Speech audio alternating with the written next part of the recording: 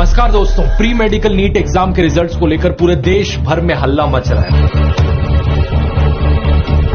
वैसे तो इस एग्जाम को 23 लाख स्टूडेंट्स ने इस साल दिया है, लेकिन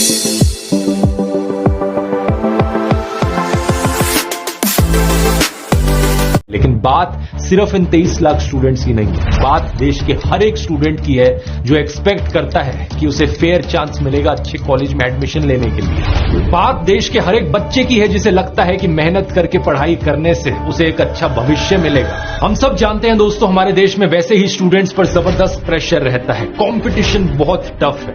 देश में अच्छे कॉलेजेस की सख्त कमी है, अच्छे कॉलेजेस में सीटों की सख्त कमी है। और अब सीटों के लिए जो एग्जाम्स कंडक्ट कराए जा रहे हैं, अगर वो भी ढंग से नहीं कराए जाएंगे तो क्या उम्मीद रह जाएगी देश के फ्यूचर के लिए। पेपर्स का लीक हो जाना या खराब तरीके से एग्जाम्स कंडक्ट करना, ये पिछले कुछ सालों से आम बात बन चुकी है। पिछले ही महीने एग्जाम हो जाने के कुछ दिन बाद पटना पुलिस ने 13 लोगों को पेपर लीक करने के जुर्म में अरेस्ट किया था। ये लोग 30 से 50 लाख रुपए चार्ज कर रहे थे हर एक स्टूडेंट से लीक्ड पेपर के लिए। इतना ही नहीं, 10 मई की इस खबर को भी देखिए। गुजरात में पूरा का पूरा रैकेट बस्ट किया गया। एक एजुकेशन कंसल्टेंसी ओनर एक स्कूल टीचर और बीजेपी नेता के साथ मिलकर स्टूडेंट से 10-10 लाख रुपए चार्ज कर रहा था एग्जाम में मदद करने के लिए। पेपर लीक्स तो आज के इस नए भारत में इतनी आम बात बन चुकी है कि द इंडियन एक्सप्रेस की इन्वेस्टिगेशन ने बताया पिछले 5 सालों में 41 अलग अलग पेपर लीक्स देखने को मिले हैं, जिनकी वजह से 1.4 करोड़ जॉब सीकर्स की जिंदगियों पर असर पड़ा है। कितनी ही बार प्रोटेस्ट देखने को मिले हैं इन पेपर लीक्स को लेकर, इस बार भी देखने को मिले और हमेशा की तरह इन प्रोटेस्ट को नजरअंदाज कर दिया जाता। लेकिन बात इस बार सिर्फ पेपर लीक्स तक नहीं रुकी। जब 4 जून को नीट एग्जाम के रिजल्ट सामने आए तो कुछ अनबिलीवेबल इररेगुलरिटीज देखने को मिली। एक बड़े स्केल पर किया गया स्कैम इसे कहा जा रहा है। ट्रांसपेरेंसी, ट्रांसपेरेंट, ये थोड़ी ट्रांसपेरेंट होता है। ट्रांसपेरेंट होता है, आप खुद से आके बताइए। हमारी रूह क्या उठती है जब उस बच्चे का वीडियो देखते हैं। पूरे देश भर के विद्यार्थियों के साथ छलावा किया है। नरेंद्र मोदी जी, चुप्पी छोड़ो। बेटा कुछ बोलना, तू पास तो हो जाएगा ना। इमेजिन करो दोस्तों, एक स्टूडेंट पर क्या बीतती होगी। कोई 16-17 साल का लड़का दिन रात मेहनत करके साल भर लगाता है इस एक एग्जाम की तैयारी करने में, और फिर ये स्कैम की खबर सुनने को मिलती है, सारी मेहनत पर पानी फिर गया। इसलिए एक बड़ा सिंपल सा लेकिन जरूरी एडवाइस है, लाइफ में हमेशा एक प्लान बी या प्लान सी होना चाहिए। किसी एक एग्जाम के भरोसे अपने पूरे फ्यूचर को दांव पर मत लगाओ। आपके पास हमेशा कम से कम एक बैकअप प्लान तो जरूर होना चाहिए। और इसी से ही रिलेटेड मैं आपको ऑफर करना चाहूंगा, अगर आप में से कोई इंटरेस्टेड है यूट्यूब को अपना करियर बनाने में, तो मैंने पूरा एक 7.5 घंटे का कोर्स बनाया है, द यूट्यूब ब्लूप्रिंट। इसमें मैंने आपको स्टेप बाय स्टेप सिखाया है कैसे आप यूट्यूब को अपनी पार्ट टाइम जॉब या फुल टाइम करियर बना सकते हैं। इस डिटेल्ड कोर्स में मैं आपको वो सब सिखाता हूं जिसकी आपको जरूरत है यूट्यूबर बनने के लिए। वीडियो एडिटिंग, फिल्म मेकिंग, पैसे कैसे कमाने हैं कंटेंट क्रिएशन में, इवन आपको कौन सा टॉपिक चुनना चाहिए अपना यूट्यूब चैनल बनाने के लिए, कौन से सबसे सक्सेसफुल नीशेज और जॉनरेज होते हैं। मैंने अपने 10 साल के यूट्यूब करियर में जितना कुछ सीखा है सब इस कोर्स में सिखाया है, सिर्फ एक मकसद से, ताकि आपको भी मौका मिल पाए इस फील्ड में एक करियर बनाने का। अगर आप इंटरेस्टेड हैं जरूर जाकर चेकआउट करिए। इसका लिंक नीचे डिस्क्रिप्शन में मिल जाएगा, या फिर आप इस QR कोड को भी स्कैन कर सकते हैं। और आप में से पहले 1000 लोगों के लिए 45% डिस्काउंट है।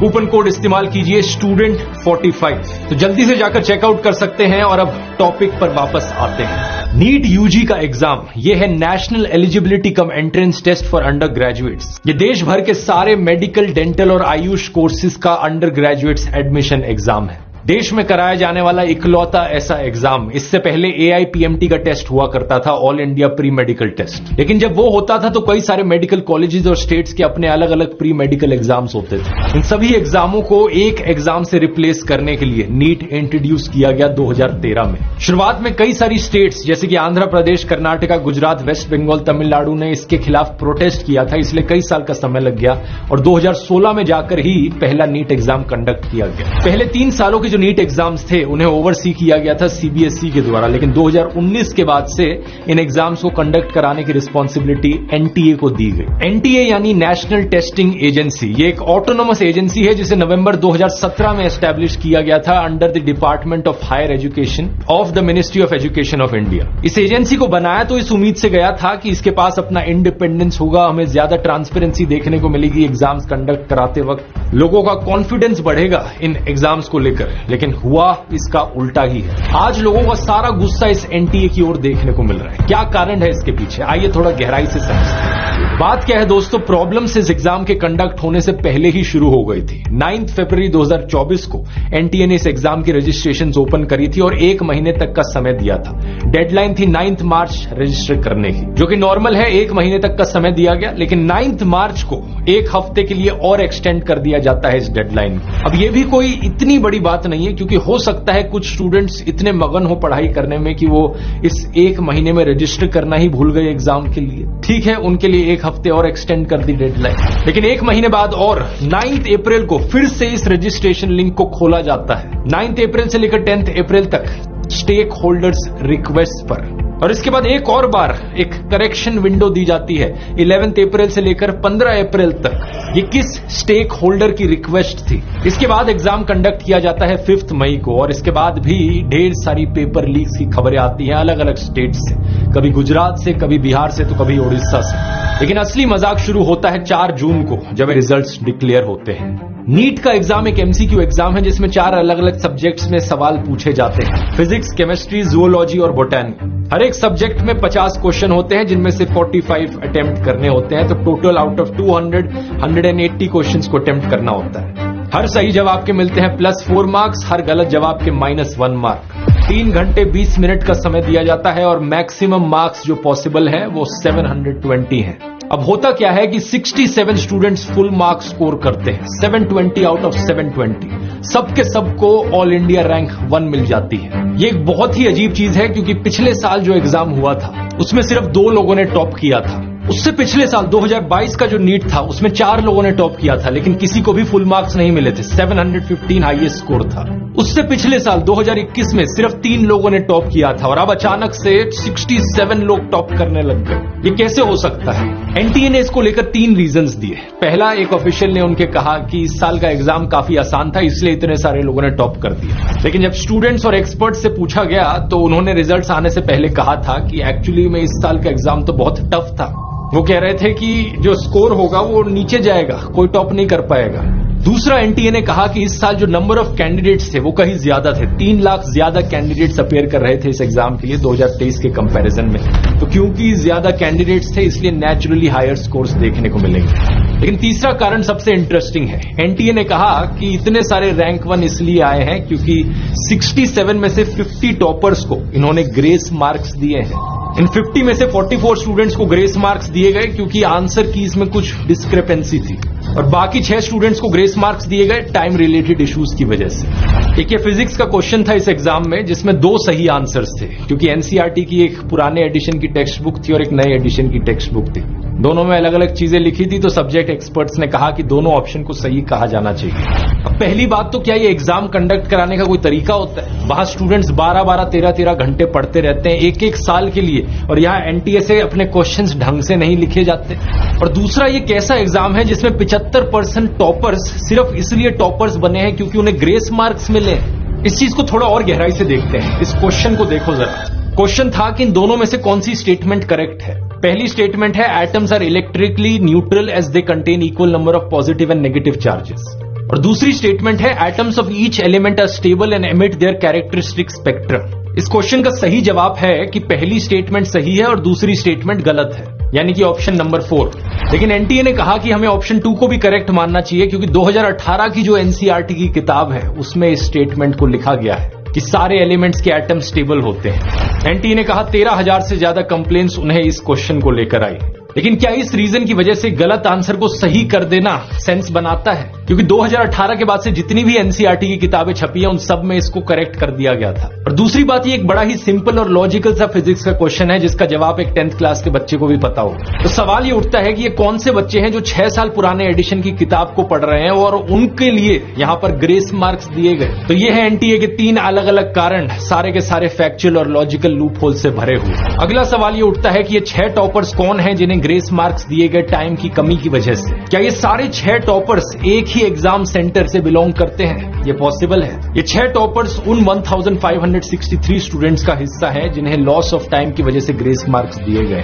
और इनमें से कुछ स्टूडेंट्स ऐसे हैं जिन्हें 718 या 719 आउट ऑफ 720 मार्क्स मिल गए, जो कि टेक्निकली इम्पॉसिबल है मिलना, क्योंकि या तो आपको सही जवाब के +4 मिलेंगे या गलत जवाब के -1 मिलेंगे। तो नॉर्मल कंडीशंस में इस एग्जाम का स्कोर या तो किसी का 720 आ सकता है या 716 या 715 आ सकता है। 718, 19 पॉसिबल नहीं। ये दो स्टूडेंट्स जिनको स्कोर मिले ये भी उसी झज्जर सेंटर के हैं जिससे 6 टॉपर्स निकले हैं। जब एनटीए से पूछा गया कि उन्होंने ग्रेस मार्क्स क्यों दिए तो उन्होंने कहा कि कई पिटीशंस फाइल करी गई थी नीट 2024 के कैंडिडेट्स के द्वारा high court of Punjab and Haryana के सामने। उन स्टूडेंट्स ने कहा था कि उन्हें लॉस ऑफ एग्जाम टाइम देखने को मिला, तो इसकी वजह से एनटीए ने उन्हें ग्रेस मार्क्स दिए। और ग्रेस मार्क्स देने के लिए उन्होंने सुप्रीम कोर्ट की 2018 की एक जजमेंट का इस्तेमाल किया था। उस जजमेंट के अनुसार एक स्टैंडर्ड मेथड को नॉर्मलाइज करके यहां कैलकुलेट किया जा सकता कि लॉस्ट टाइम के लिए कितने ग्रेस मार्क्स दिए जाने चाहिए। लेकिन अब यहां पर बात ये उठी कि 2018 की जो जजमेंट थी ये CLAT एग्जाम, लॉ के एग्जाम को लेकर थी, और इस जजमेंट को इस कैटेगरी में लिखा गया था, admission to educational institutes other than medical and engineering.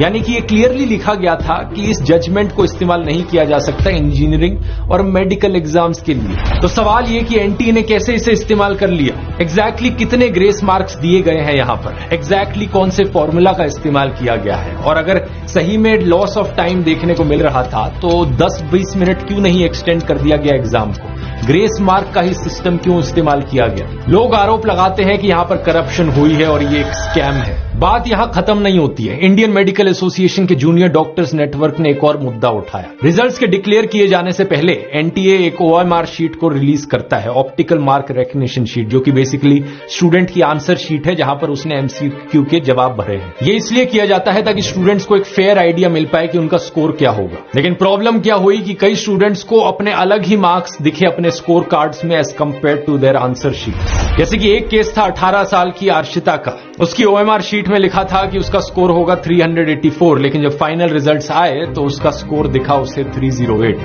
80 marks का डिफरेंस। एक और स्टूडेंट 21 साल के शोएब ने कहा कि 10 मार्क्स का डिफरेंस देखने को मिला OMR शीट और रिजल्ट्स के बीच में। इतनी सारी प्रॉब्लम्स थी और इन सारी प्रॉब्लम्स के सबूत आ जाने से पहले ही रिजल्ट्स को 10 दिन पहले डिक्लेयर कर दिया जाता है। और ये कोई रैंडम 10 दिन नहीं थे, स्ट्रैटेजिकली उसी दिन नीट एग्जाम के रिजल्ट्स को अनाउंस किया गया जिस दिन इलेक्शन रिजल्ट्स भी आए। 4 जून का दिन, जिस दिन सारा मीडिया बिजी था इलेक्शंस को कवर करने में। क्या इलेक्शन के शोर शराबे के बीच में यहां एक स्कैम को छुपाने की कोशिश करी जा रही थी? सवाल बहुत सारे हैं और अब तो सुप्रीम कोर्ट भी एनटीए से जवाब मांग रहा है। सुप्रीम कोर्ट ने कहा है the sanctity of the exam has been affected, so we need answers. Social media पर ढेर सारे लोगों ने अपनी आवाज उठाई है। ऑपोजिशन लीडर्स राहुल गांधी, संजय सिंह, अखिलेश यादव और MK स्टालिन भी कार्रवाई की मांग कर रहे हैं। पार्लियामेंट में भी इसको एक बड़ा मुद्दा बनाने का वादा किया गया है। इन सब चीजों का जब दबाव बढ़ा तो एनटीए ने 8 जून को अनाउंस किया कि एजुकेशन मिनिस्ट्री एक 4 मेंबर पैनल सेटअप करेगी